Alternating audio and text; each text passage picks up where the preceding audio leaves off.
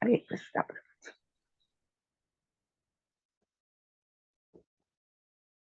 Hare Krishna. Am I audible? Hare Krishna. Yes.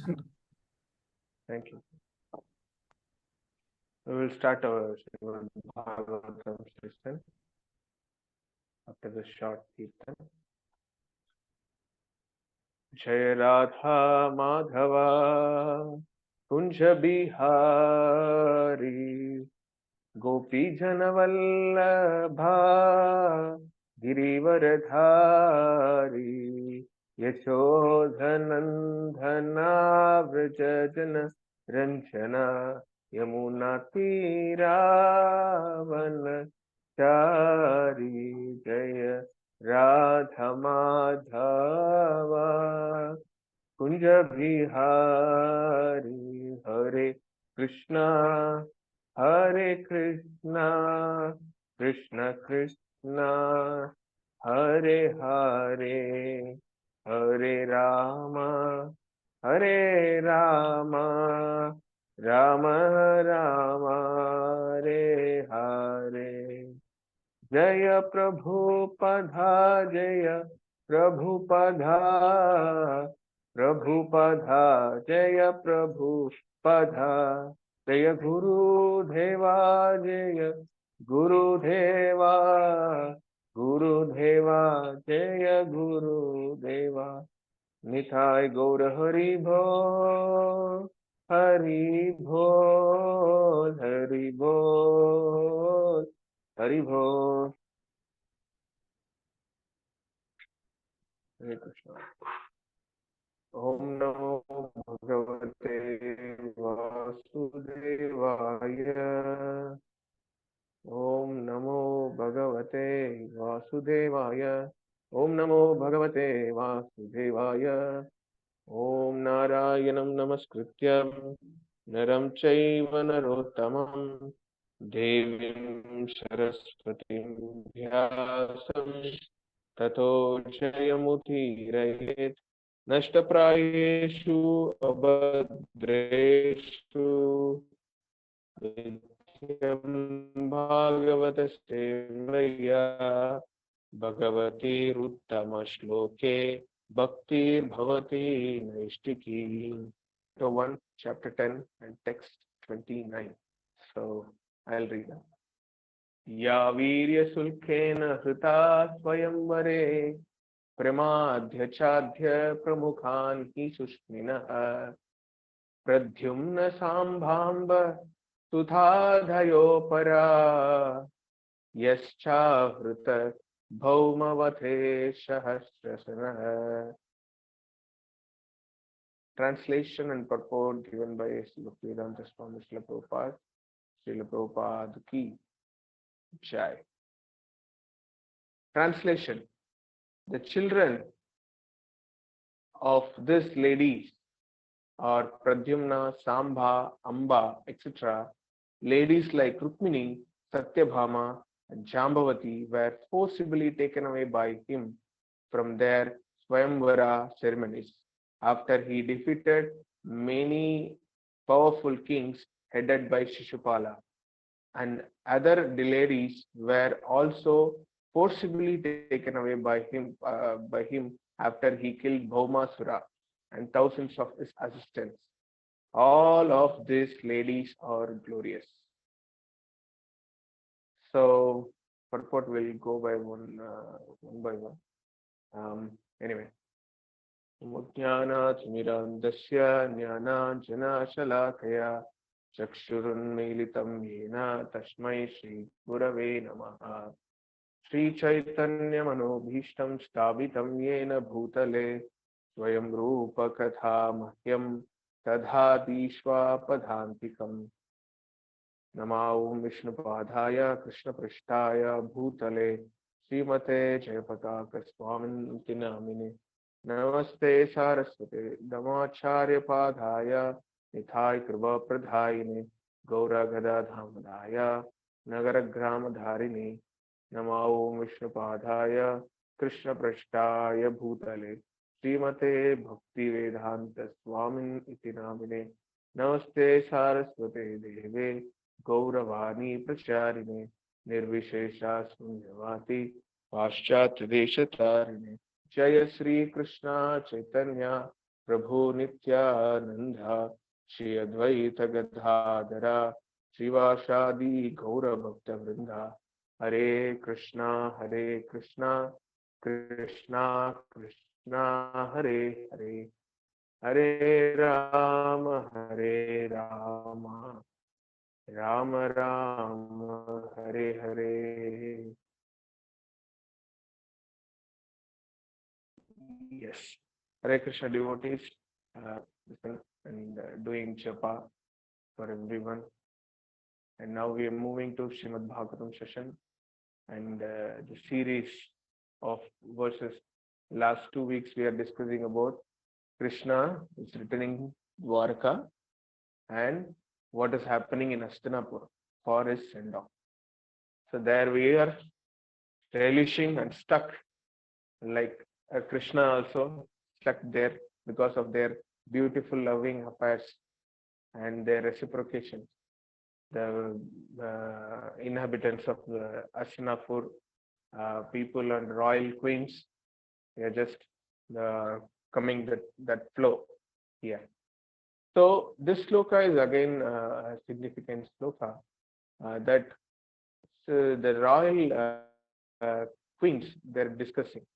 So this again we can derive many points.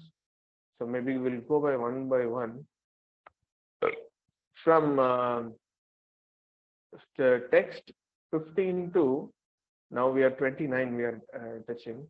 So this is called actually Acharya says this set of verses is called Mahishi Stuti of Srimad Bhagavatam. Mahishi means the royal queens, and Stuti means they are glorifying the glorification of Krishna. They are doing Stuti for Krishna, who is doing Mahishis, the royal queens. So that is the understanding. So in another sense, some of the devotees they called Nari Stuti also. Nari means that the sophisticated woman. Nari means not simply woman. Nari means the woman has all 16 qualities of the feminine nature. They are called Nari. For gents, it's called Nara. For ladies, Sanskrit word is saying Nari. So this is called Nari Stuti also. Okay. So anyway, I'm just giving example, this brief, but I just want to show you a flow of this text from the 15, 16 onwards. When Krishna started moving from Hastinapur to Dwarka, what is all happening? And we discussed in my last session. I particularly insist about the female shyness, women's showing the exhibiting qualities of feminine this thing. So there you see, after showing all these things, the women among them, the queens among them, they're discussing. If you keep like two people, especially ladies, they immediately what they do? They gossip each other. They gossip about others. They will see that happened, no, that neighbor house, this is happening, and that is because of that lady, no, like that they bought this one, this. They have lot of stuff to discuss or gossip about others. As a third person, there is no the in between 2%.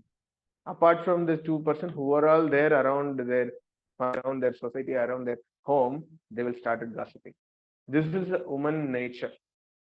So here you can see the woman's nature. We cannot say woman's nature. That is also a point, because nowadays males also doing, not nowadays, the previous days, ancient days also. Nowadays we have passive gossips through like online this thing. They are tweeting, they are putting their own comments for some YouTube content, and they are using Twitter for tweeting their own comment and all these things. And especially those days in 90s, people who are just gossiping, passive gossip, we can say, and they do the after reading newspaper, they go to office and they discuss about that. Hey, this has happened. I read this. Why these fellows are like that? And why this cricket, they failed, all these things, match fixing, all the social, political affairs, they discuss as a passive way because it's already came into the paper, newspaper. So they discuss. So men also do gossip. But here, the queens of Astinapur, they are discussing about Krishna. They are discussing about Krishna. It's not normal thing. It's not normal thing because you can see the flow of their discussion. It starts from Krishna's close friend Arjuna, from Arjuna to Pandavas, Pandavas to they're just telling. I can say maybe I can tell. First, initially, he just see how close friend our Krishna is very close to our Arjuna, our Pandavas. Then he slowly, no. You see, Krishna is moving to Dwaraka. How people are so fortunate, the Dwaraka people, huh? Like Radha Mataji, Radha Vrajavillashini Mataji told about the Dwaraka incidents, Leelas in her session that we already heard. So like that, it goes. Hey, no. You see the peoples of Dwaraka, they are enjoying Krishna's thing because Krishna is seeing him. Krishna is smiling on them. Krishna is giving protection to them. They are so fortunate. No, really, the Mathura people are so fortunate. They are very close to Krishna because Krishna born there only. He appeared there and did lot of Leela there. Like that, they're slowly discussing. And no. You see, he does so many this thing. He has Uddhava as friend and Satyaki. They're all they are very close there. So they are all so fortunate. No. You see, the people who are married, who Krishna hold his hand, the queens of Krishna, how fortunate they are. They are very fortunate because Krishna directly giving association to them. Like that, the women of the royal palace of Vatsyanapura, they're discussing very majestically. It looks like outside, if you see the same thing materially, if you go, no, it's called gossip. But here, gossip about Krishna is transcendental. It is not gossip, it's really purifying us. It's really purifying us by discussing their discussion, like the stuti, Nari stuti, that Mahishi stuti. When we heard this, we are getting purification. That's what last 2 weeks we are slowly discussing one by one. They are talking about sense control. They are talking about modes of nature.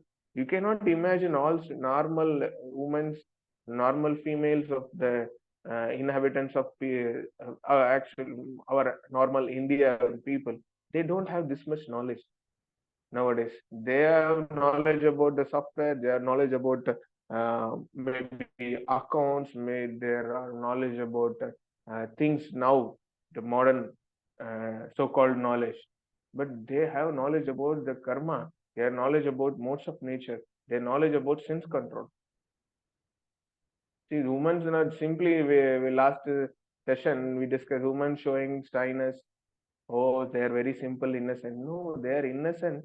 At the same time, they are very knowledgeable. That is a beautiful combination of our ancient ladies.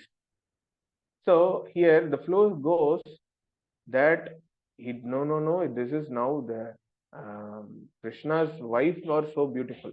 Yesterday, Prabhu gave that session. So there, they are coming slowly, moving to the no. See, because of that only this Brajavasis, the Gopis, Gopas, and the people, inhabitants of Vrindavan, they are so much close. That's what simply by hearing Krishna's name, they got faint. So they are very much fortunate because they have spent a lot of time with Krishna in their early stage. So all the Balya Leela of Krishna, They are just relishing. That's what the last sloka says. The damsels of the Vrajabhumi would often faint just by expecting such favors. That's what they're feeling, that the parakya rasa, yesterday Prabhu told, the rasa, the separation, the bliss of separation, actually.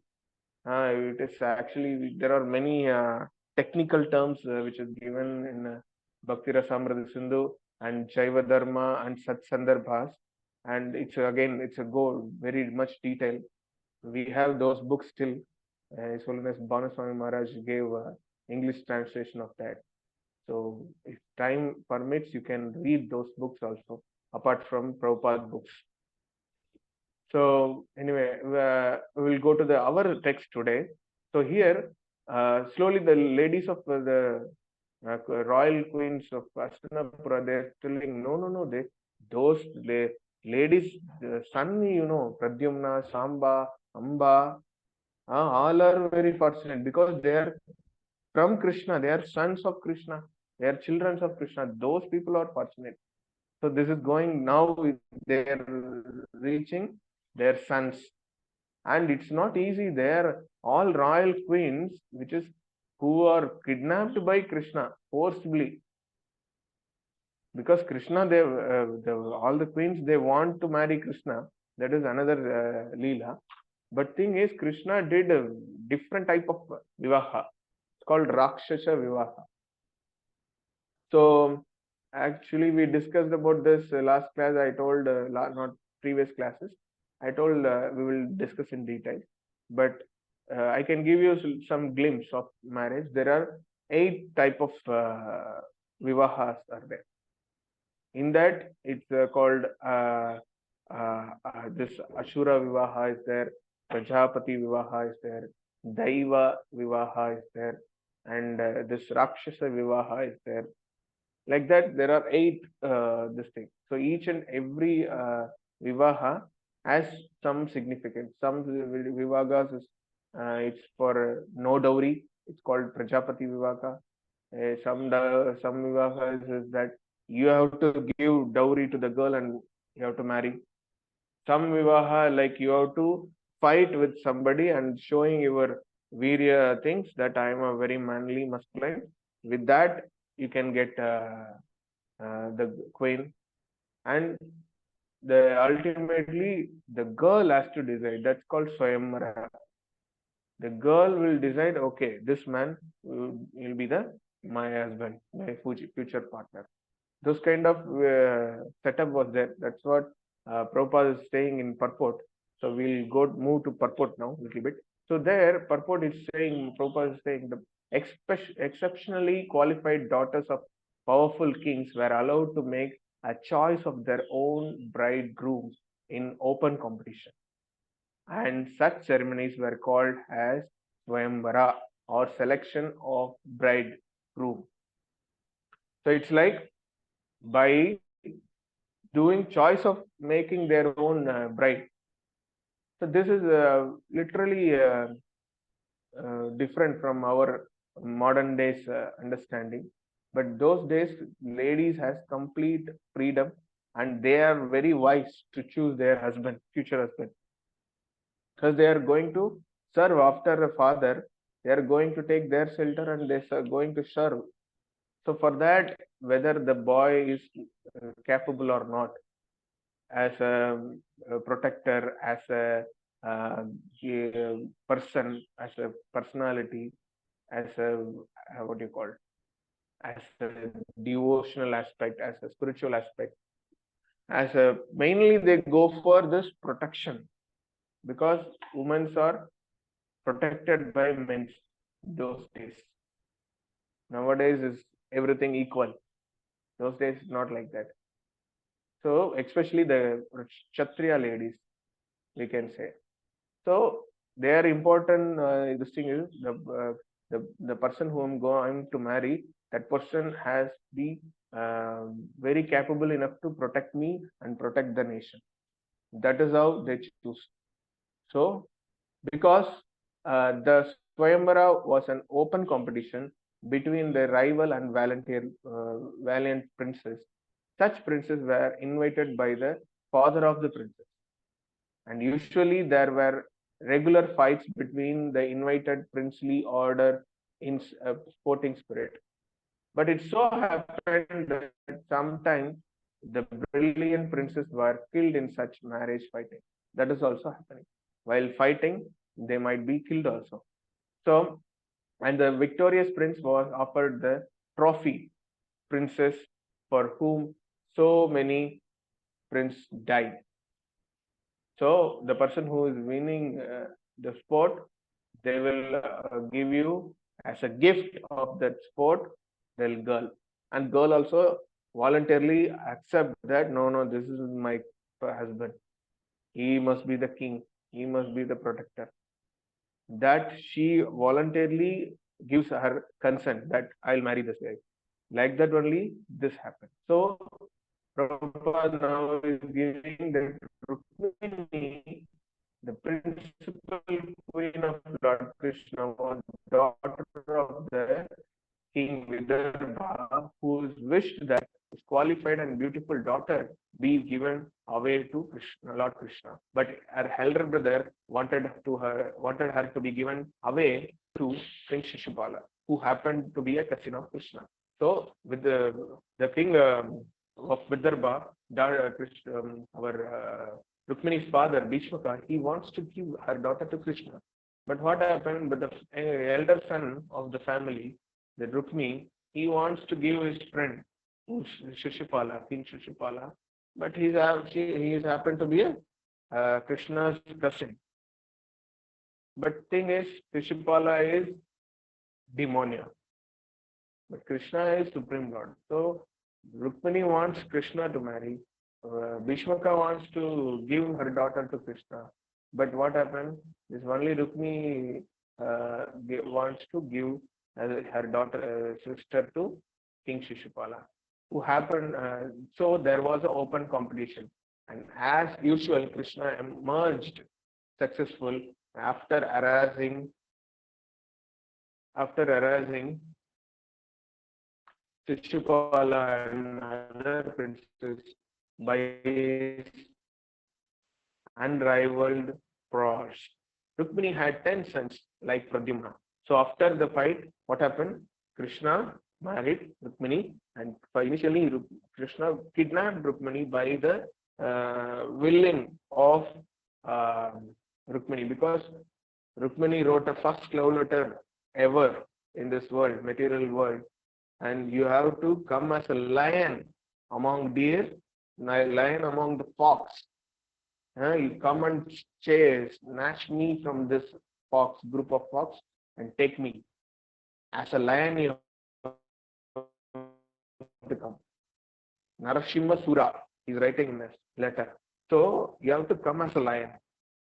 So she knows Krishna took previously, he became a Narasimha also.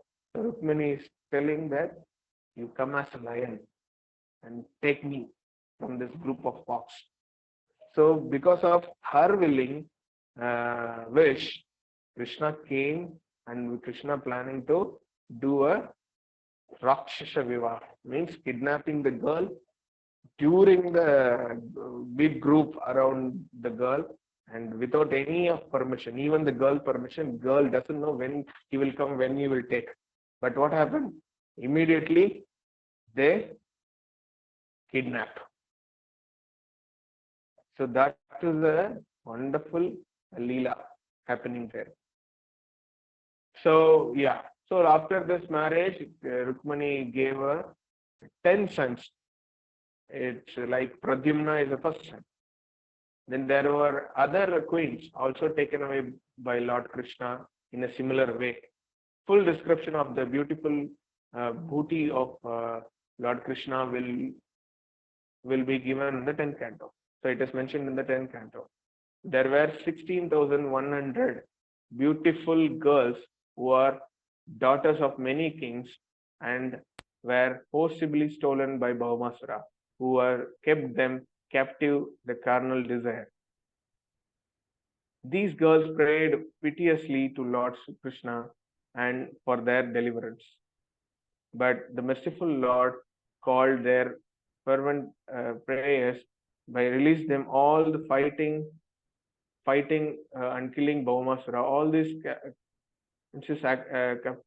captive princes were then accepted by the Lord as his wife, although in the estimation of society, they were all fallen girls.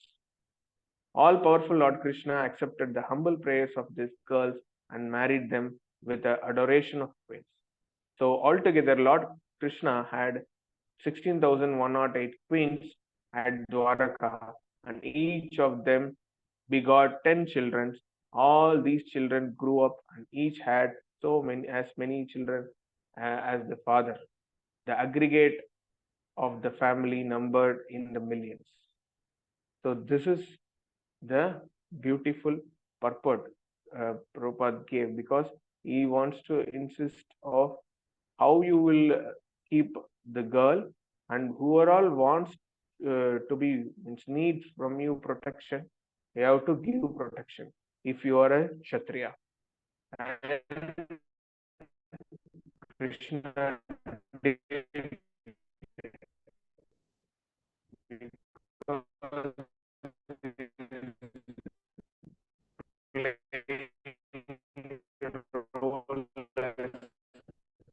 Kshatriya. There were 16,100 queens. He went with killed so many of asuras there, and he there released from Bhaumasura. And what happened? Those ladies, they told, no, we are now because our husbands won't accept again. No, there nothing wrong in that. They are as my wives, because it's king's duty. Kings are accepted by Krishna. Oh, Krishna has 16,108 wives, primary wives. There are others also. And finally, they got children. Their children got their children. They're totally 10 into 10. So Krishna directly has 10 children of each wife, and their children also gives 10. So it's like big Edu dynasty is formed. So this is the understanding Prabhupada wants to give us in this text. But for us, I just want to give understanding of ladies here talking about Krishna, and they're not enjoying by talking. Gossiping is like a material enjoyment. But here, they're doing this because Krishna's pleasure. It's not our pleasure. It's for Krishna's pleasure, by telling that they will be purified. So due to this setup, there we are all relishing whole Srimad Bhagavatam, this Nari Stuti, the Mahishi Stuti, in a very transcendental way. And Prakriti cannot enjoy, I already told in my previous session. Only the real enjoyment where you will get it through Bhagavan, the Purusha enjoying Prakriti, it will be this correct as per protocol. Prakriti can never enjoy. It will, if it is enjoying also, it's not enjoyment, it's a false enjoyment. So that is the thing we can derive from this sloka, up to my knowledge. Thank you very much. Granthara Srimad Bhagavatam ki, Patita Pavan Srila Prabhupada ki, Jai. Hare Krishna. Hare Krishna, Hare Bol. Hare Krishna. Hare Krishna, Prabhu. Hare Krishna, Dhanavad Pranam Prabhu, Rajanath Prabhu here. Excuse my signals, Prabhu. The last few minutes we couldn't. Today is the first day we could get connected. Thanks for the nice class, Prabhu. Obvious question would be that you were mentioning the Kshatriya